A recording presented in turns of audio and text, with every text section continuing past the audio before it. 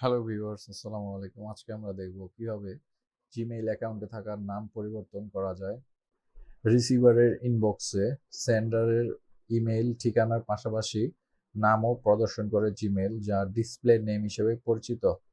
এর ফলে ইমেইল খোলার আগেই আমরা প্রেরকের নাম জানতে পারি। তবে ব্যক্তিগত বা প্রাতিষ্ঠানিক প্রয়োজনে জিমেইল অ্যাকাউন্টে থাকা পুরনো নাম পরিবর্তন করার প্রয়োজন হয় অনেকেরই।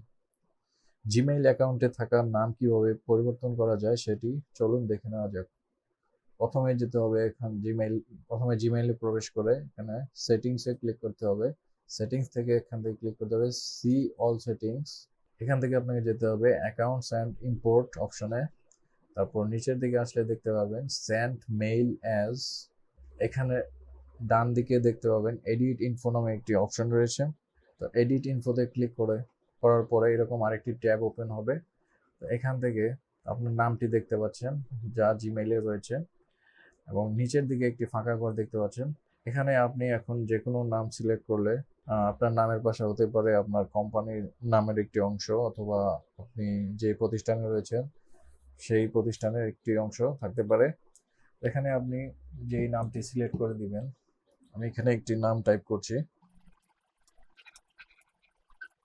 তো আমি এখানে একটি নাম টাইপ করলাম এবং কোম্পানির একটি নামের অংশ টাইপ করলাম। এখন সেভ চেঞ্জেসে ক্লিক করলেই আমার নামটি ডিসপ্লেতে চেঞ্জ হয়ে যাবে। তো এইভাবে আপনারা খুব সহজেই জিমেইলে ডিসপ্লে নেম পরিবর্তন করতে পারেন। আশা করছি ভিডিওটি আপনাদের জন্য হেল্পফুল হবে। ভিডিওটি ভালো লাগলে আমার পেজটিকে সাথে থাকুন, অথবা ইউটিউব থেকে দেখলে আমার চ্যানেলটিকে সাবস্ক্রাইব করে থাকুন। ধন্যবাদ।